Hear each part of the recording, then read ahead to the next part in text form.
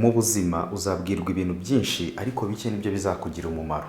Ibintu 8 biri mu byagufasha kubaho utuje. Ikintu cya mbere, iyemeze kwirengera buri cyemezo ufata mu buzima bwawe. Bivuze ngo uramutse ugize ibitagenze neza ntuzagire ubushyiraho ayo makosa.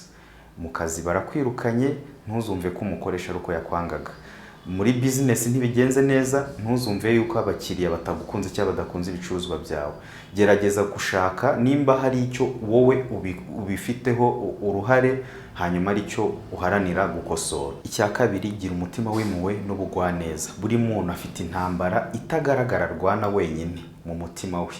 Hanyuma rero wiza kumwongerera ibibazo hejuru y'ibyo asanganywe.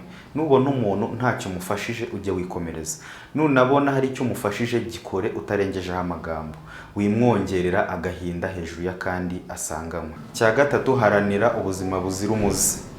Mu Kinyarwanda turavuga ngo roho nzima itura mu mubiri muzima. Ntago waba utaryama ngo uruhuke neza, hanyuma ntukore siporo, hanyuma nturye n'ifunguro ryujuje intungamubiri ngo uzavuge ngo ubuzima bwawe buzagenda neza. Kandi ubwo buzima ufite nibwo bugufasha gukora. Kubasha kubyuka, kubasha kugira imbaraga ugakora ibyo ukora, nuko hari ibindi bintu bikunganira nko kurya neza nabivuze, gukora siporo bikagufasha kuruhuka. Ibyo bintu bishyira imbere, wumve ko ubuzima bwawe ari cyo kintu ufite nk'igishoro. Umubiri wawe niyo moteri iguha imbaraga mu bikorwa byawe bya buri munsi. Gerageza ukora ibishoboka byose rero wite ku buzima bwawe. Icya kane, ujye utega amatwi kurusha ukuvuga. Buriya iyo utega amatwi abantu wumva byinshi, ukabona n'umwanya wo kuyungurura ibyo ukeneye n'ibyo udakeneye. Hanyuma bigatuma ugira n'ituze mu mutima, ugatega amatwi abakugira inama zigufasha, ukima amatwi abakugira inama zikujyana mu biyobe. Bityo rero mu byo wakoraga, mu bumenyi bwose wari ufite, ongeramo ko ugomba kujya utuza ukumva kurusha ukuvuga. Amagambo menshi atera ibicumuro, ibyo bintu ujye uhora iteka ubyibuka. Dukomeje n'icya gatanu, ntukabereho kugira ngo ushimishe abandi. Gukora kugira ngo bakubone neza ni byiza pe, ariko se ubikorera iki nimba bitaguha amahoro mu mutima? Kugerageza kwitwara mu buryo bwo kugira ngo anavuge ngo uri umwana mwiza kandi ubizi ko utari umwana mwiza. Ibyo dushobora kubigeranya nko kugerageza kwibonekeza. Kwibonekeza rero bikwambura agaciro kawe, ahubwo abantu bakajya bakuvuga utabizi, ukaba uzi ngo baragushima kandi batagushima. Bityo rero kora ibintu bigushimisha yego, ariko ukore n'ibigufasha gutera imbere, kuko icyo tubere hano ku isi ni ukufasha twebwe ubwacu kwiteza imbere mbere y'uko tujya gufasha abandi. Kuko muri ino minsi hari igihe usanga umuntu ari gukora ibishoboka byose, arimo yitanga, amafaranga akoreye yose akayatanga mu muryango w'abavandimwe n'inshuti, ariko atari ukugira ngo hagire icyo bifasha abantu, ahubwo ari ukugira ngo bamushime cyangwa se bamubone nk'umuntu udasanzwe, nk'umuntu ukunda abantu, nk'umuntu ufite amafaranga. Bityo rero kugira ngo ukore ibintu abantu babishime byiza, ni uko ubasha kwifasha. Waba ufite byinshi ukabitanga, ariko wabona afite bikeya ukabibamo, ntawe ushaka kugira ngo wereke kuri umuntu udasanzwe cyangwa se uri igitangaza. Iyo kintu ukirinde mu buzima no mu byo ukora byawe bya buri munsi. Icya gatandatu, ntukagire ubwoba. Wigeze ubona umwana utera intambwe atabanje kugwa? Umuntu wese aho ava akagera abanza kugwa cyangwa se agahita agendera rimwe, ariko biragoye ko uzabona umwana uhagurutse bwa mbere ngo ahita agenda. Abanza kugwa, akongera agahaguruka, akongera akagwa, akongera agahaguruka, yanamenya kugenda bikazongera akagwa, ariko arongera agahaguruka akagenda. Bityo rero nawe nubona utangiye kugira ubwoba mu bintu uri gukora, uzavuga ati se byaba ari ikimenyetso cy'uko ibyo ndi gukora biri mu nzira nziza? Ubashe uvugurure, ariko nunagwa wongere ubone ko ari amahirwe uhawe yo kongera guhaguruka kugira ngo ukomeze icyerekezo wari urimo. Bityo ubwoba ntibuzakubera imbogamizi yo gukomeza intego zawe, kuko ubwoba sometime butuma hari risk udafata, nyamara yari risk ikwiye. Ubwoba sometime butuma hari igihe udafata icyemezo cyo kugera ku rwego runaka, gusura abantu, gukora business, gushaka nimba uri umusore, gukemura ibibazo byananiranye, kubera gusa ufite ubwoba bw'ikintu runaka kizaba. Kubera icyo utatekereza ko noneho yaba ari amahirwe uhawe yo kugira ngo utekereze ndetse unagerageze icyo kintu kiguteye ubwoba. Buriya ubwoba ni ikimenyetso cy'uko wanabigeraho. Gerageza ugabanye ubwoba mu byo ukora. Gusa nanone inyamaswa itagira amakenga ngo muzambwira icyo bivuze uwo mugani. Ku mwanya wa karindwi, itegeko rya zahabu. Nimba ushaka kugirirwa neza, nawe girira neza abandi. Nimba ushaka guhabwa amahirwe, nawe gira abandi uha amahirwe.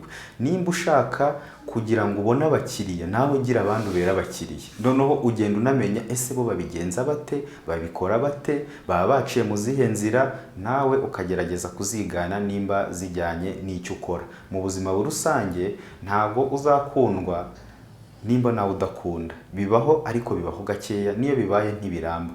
Ntabwo uzahabwa amafaranga n'abantu nawe utajya uyatanga. Bivuze ko gukora mu mufuka ngo yasesagure, ariko bivuze ko kugira ngo ugire icyo ugeraho bigira igitambo n'icyo utanga. Ese wakora business kunguka udashoye? Ntabwo bikunda. Ese abasenga ko dutanga amaturo tuyatanga ngo bigende gute? Tuyatanga kugira ngo wenda twumve tukiranutse n'Imana ko tukwiye gufasha abantu runaka. Yego nibyo, nta na rimwe umuntu azakeneshwa n'ibyo atunze yakuyemo bike akabiha undi muntu ubabaye. Bityo nawe wibuke ko hari umuntu kuri hejuru uzagira igihe akakureba ubabaye akagufasha. Bityo gira umutima wo kumva ko icyiza ukoreye abandi ushobora kukigirirwa, nubwo bibaho gakeya. Mu Kinyarwanda bavuga ngo ugira Imana agirirwa ineza n'uwo yayigiriye. Ariko ntukabeho nk'umuntu ufite ubugugu wihuguza umutima wawe. Wihuguza ubuzima bwawe kubera yuko uteganya ko ngo nukora ikintu undi muntu azakigukorera. Wowe kora ikintu cyiza nimba wifuza ko nawe uzakigirirwa. Kandi nutanakigirirwa, muribuka icyo twahereyeho kuri nimero ya mbere ko turi responsible y'ibikorwa byacu. Abantu nibatugirira nabi ntabwo bivuze natwe kubishyura tubagirira nabi. Reba nimba wabasha kubana n'ibyo bintu, nimba utabasha kubana nabyo ubyihorera, ariko wikicira urubanza, ariko wige kubaho wumva ko ubuzima ari magirirane. Icyo wifuza ko abandi bakugirira nawe ukibagirira. Icya munani ari nacyo tugiye gusorezaho, iga kubaho uyu munsi. Ubuzima bwawe ubufite nonaha. Ntugahora uhangayikishijwe n'ejo hazaza. Ejo hazaza ntago tuhazi, nta n'umuntu habwiye ko hazamubera heza. Ariko ntibikwibagizwe ko ugomba gukora ibishoboka byose kugira ngo umugati wabonye uyu munsi uwurye neza, uwusigasire, yewe unateganye ko ejo uramutse ubyutse wazabona ibigutunga. Ariko ntugahangayikishwe n'ahazaza ngo hakubere ahantu hagutera depression, ngo ubuse bizagenda gute, ngo ubuse nzakora amafaranga y'ishuri ry'umwana ku bafite abana, ngo ubuse ngo bigenze gutyo. Uhora ureba ibintu biri negative gusa. Banza urebe nimba uyu munsi uri gukora ibyo usabwa by'ejo byiza, ariko uyu munsi se wawutunganyije ku kigero cyiza ku buryo utangiye guhangayikishwa n'ejo. Ariko uyu munsi nubona uri kuhatunganya neza, izere ko n'ejo hazagenda neza. Baho uyu munsi, baho nonaha, kuko ariho ufite, niho ufite ubuzima, ni naho ufitiye amakuru y'uko uri buharangize. Ibaze ko no mu minota 10 iri imbere utazi nimba uri buhagere. Bityo rero, don't expect too much for tomorrow, expect today's from what you do in your action and activities. So turabashimiye rero kuba ugejeje iyi video hano. Uri umuntu wacu ukunda SEO Logic. Nimba utarakora follow yikore, nimba warayikoze kora comment, mujye mutwandikira inbox tugira ngo tuganire. Ufite igitekerezo ushaka kugisangiza abantu, tubwire, tuzakurebe, tusangize inkuru yawe nimba hari abantu yafasha cyangwa yagirira umumaro. Turagushimiye. Peace and love. Bye.